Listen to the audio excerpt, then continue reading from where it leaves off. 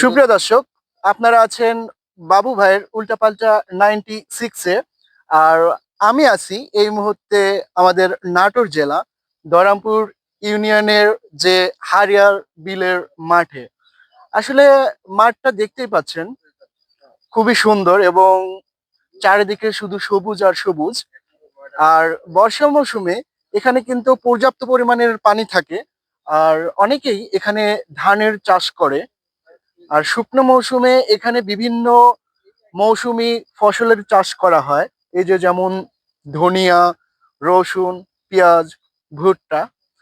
এইগুলা আসলে সত্যি মানে অনেক সুন্দর লাগে, দেখতেও সুন্দর লাগে। আর এগুলা অনেক কম মূল্যে ভালো একটা জিনিস পাওয়া যায়, এটাই অনেক আসলে আমাদের সৌভাগ্য।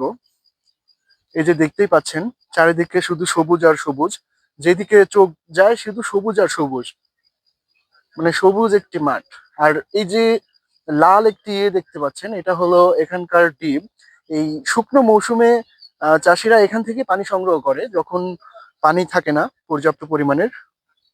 এই যে দর্শক দেখতেই পাচ্ছেন কত সুন্দর এবং সুবিশাল একটি মাঠ, চারিদিকে শুধু ফসল আর ফসল। তো সুপ্রিয় দর্শক, ভালো থাকবেন আর চোখ রাখুন আমার বাবু ভাইয়ের উল্টাপাল্টা 96-এ।